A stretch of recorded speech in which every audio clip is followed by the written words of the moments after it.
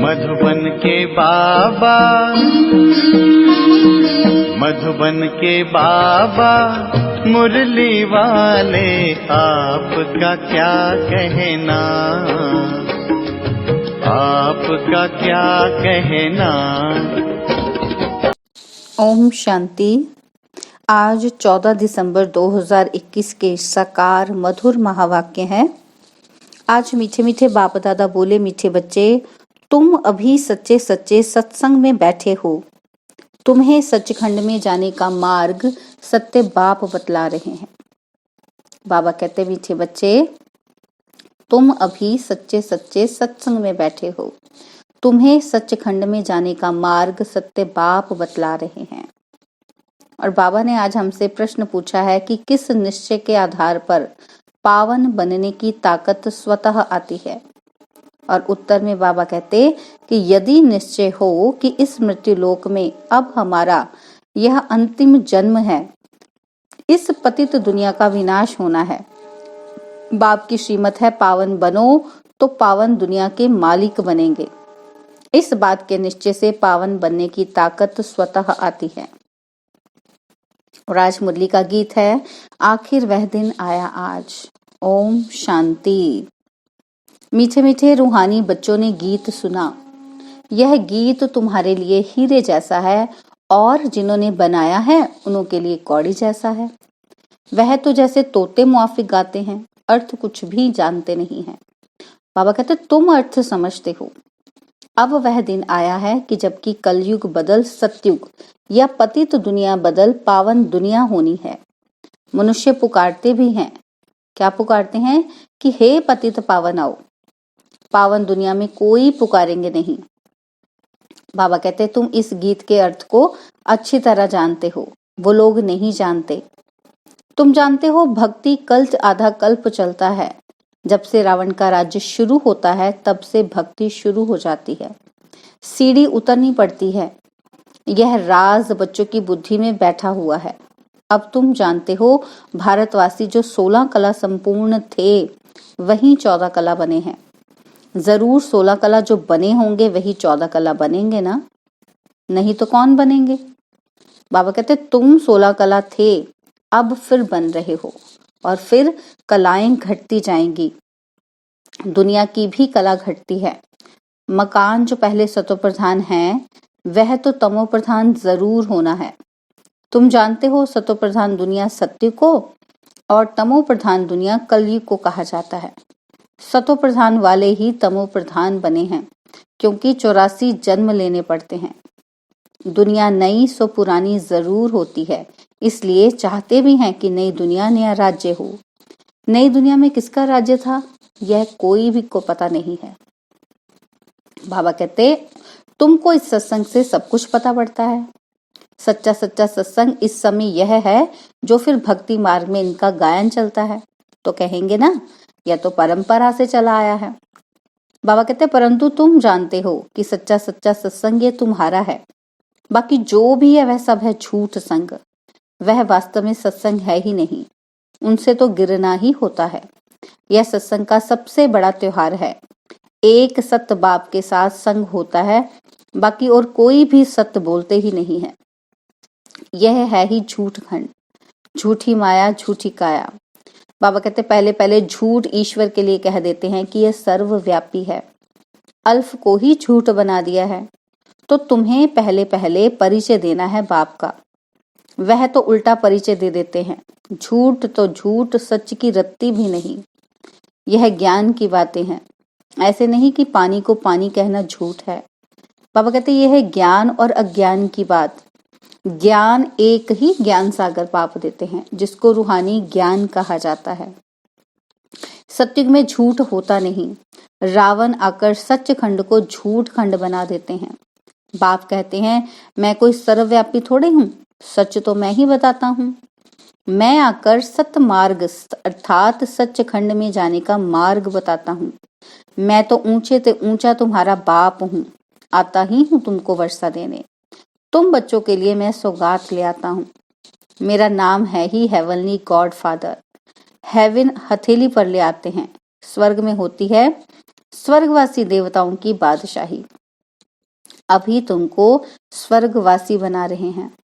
सच्चा तो एक ही बाप है, इसलिए बाप कहते हैं hair no evil see no evil. यह सब मरे पड़े हैं, कब्रिस्तान है, इनको देखते भी नहीं देखना है। बाबा कहते तुमको लायक बनना है नई दुनिया के लिए। इस समय सब पतित हैं, गोया स्वर्ग के लायक नहीं हैं।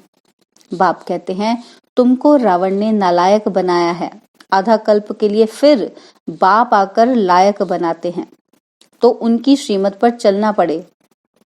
फिर सारी जवाबदारी सारी उन पर है। बाप ने सारी दुनिया को पावन बनाने की जवाबदारी उठाई है। वह जो मत देंगे वह कल्प पहले वाली ही देंगे, इसमें मूंझना नहीं चाहिए। जो पास्ट हुआ कहेंगे ड्रामा अनुसार हुआ, बात ही खलास। श्रीमत कहती है यह करो तो करना चाहिए। वह जवाबदार खुद है, क्योंकि वही कर्मों का दंड दिलाते हैं, तो उनकी बात को मानना चाहिए। कहते हैं मीठे बच्चे, ग्रस्त व्यवहार में रहते ये अंतिम जन्म पवित्र रहो। इस मृत्युलोक में ये हमारा अंतिम जन्म है। यह बात जब समझे तब ही पावन बन सके। बाप आते ही तब है जब पतित दुनिया का विनाश होना है। पहले स्थापना फिर विनाश अक्षर भी अर्थ सहित लिखना पड़े। ऐसे नहीं स्थापना पालना विनाश।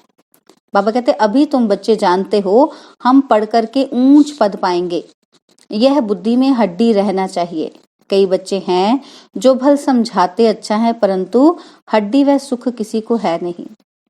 तोते मिसल याद करते हैं ना, तुम्हारी बुद्धि भी हड्डी धारणा होनी चाहिए। बाबा कहते तुम्हारी बुद्धि में भी हड्डी धारणा होनी चाहिए। तुम जानते हो यह जो भी शास्त्र हैं भक्ति मार्ग के हैं, इसलिए समझाया जाता है। बाबा कहते अब जज करो सत्य क्या है। सत्यनारायण की कथा तुमको एक बारी बाप ही सुनाते हैं।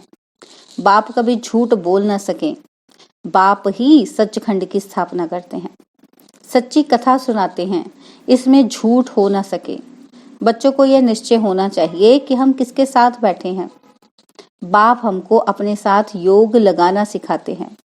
सच्ची अमर कथा अथवा सत्यनारायण की कथा सुना रहे हैं, जिसमें हम नर से नारायण बन रहे हैं, जिसका फिर भक्ति मार्ग में गायन चलता है। बाबा कहते ये बुद्धि में रहना चाहिए कि हमको कोई मनुष्य नहीं पढ़ाते हैं, हम आत्माओं को रूहानी बाप पढ़ाते हैं। शिव बाबा जो हम आत्माओं का बाप है वह हमको पढ़ाते हैं। शिव बाबा के सम्मुख अब हम बैठे हैं। मधुबन में आते हैं तो नशा चढ़ता है, यहाँ तुम रिफ्रेशमेंट मिलती है तुमको। बाबा कहते तुम रियलाइज करते हो तो यहाँ थोड़ा समय भी आने से रिफ्रेश हो जाते हैं।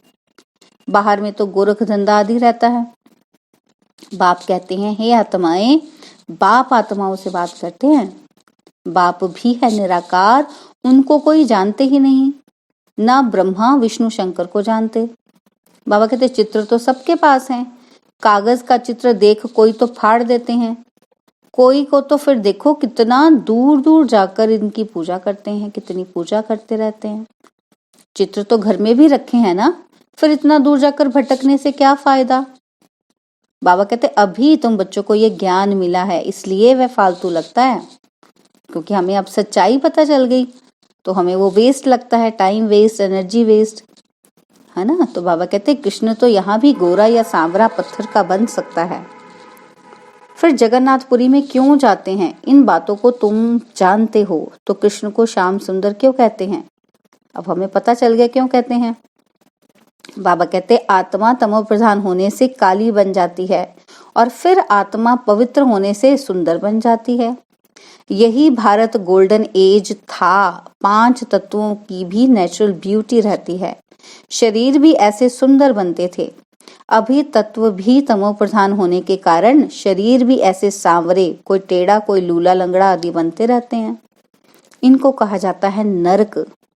यह तो माया का पॉम्प है। विलायत में बत्तियां ऐसी हैं जो रोशनी होती है, बत्तियां नहीं दिखाई पड़ती हैं, वहां भी ऐसे रोशनी होती है।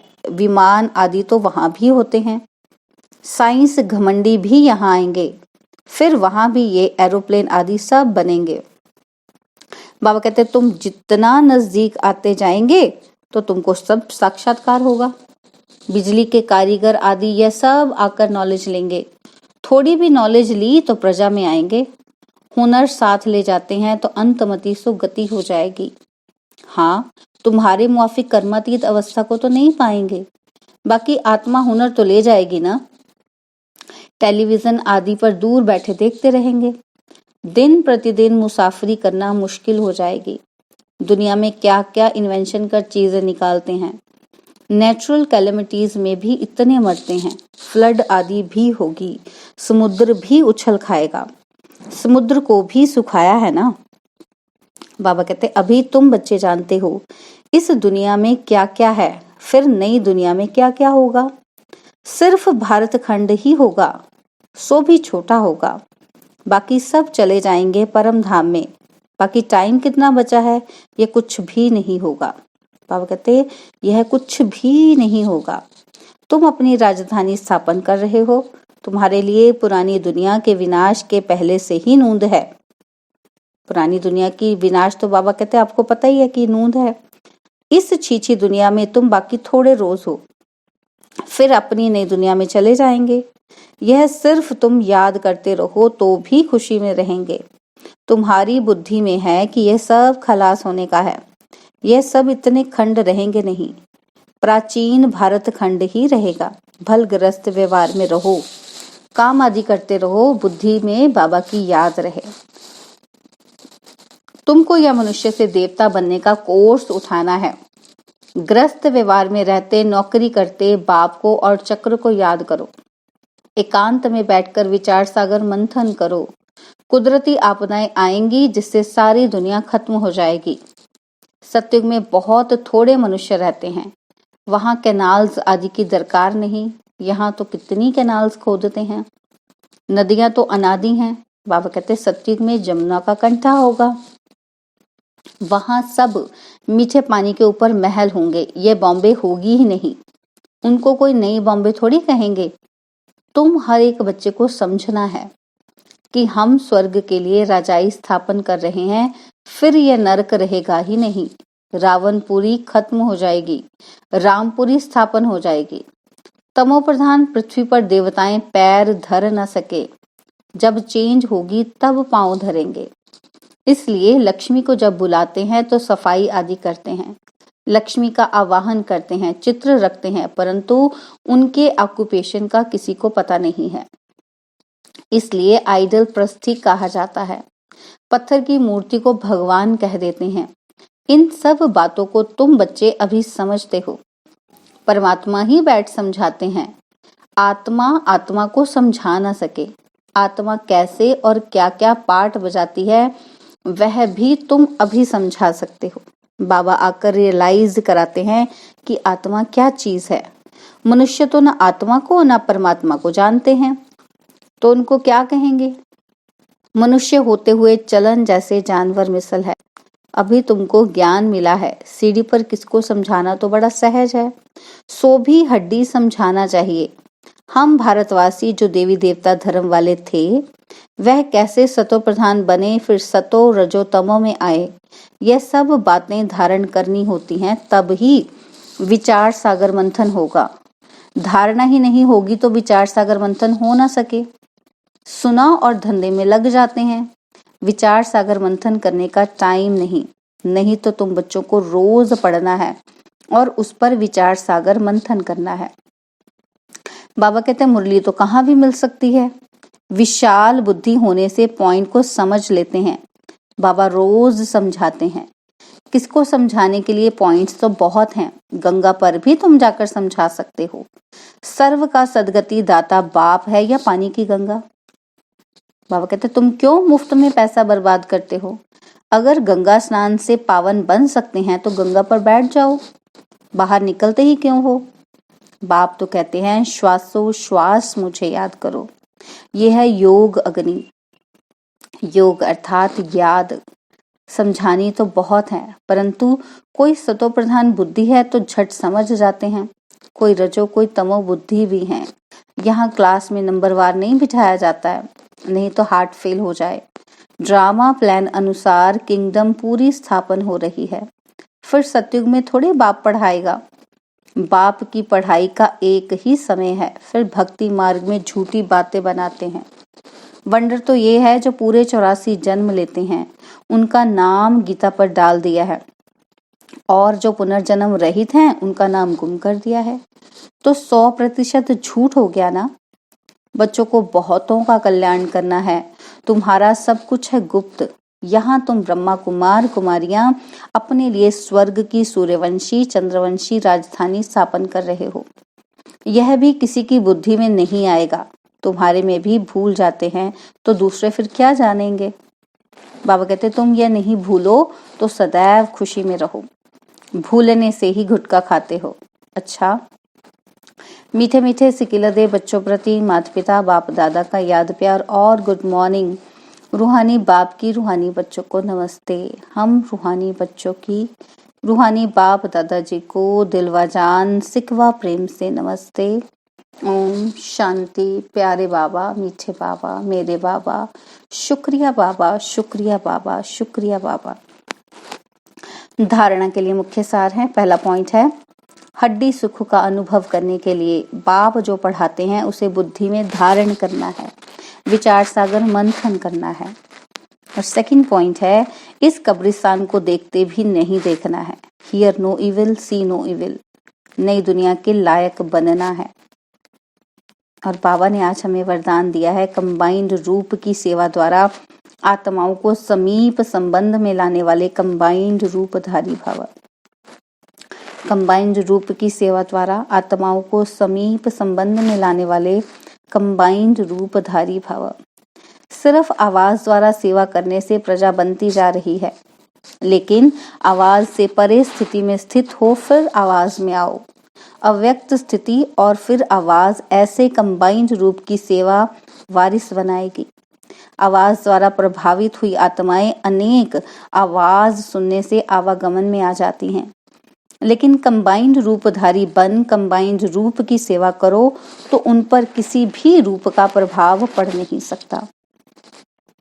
और स्लोगन है, साधनों में बेहद के वैराग्य की वृत्ति की साधना मर्ज होने ना दो। साधनों में बेहद के वैराग्य वृत्ति की साधना मर्ज होने ना दो। ओम शांति।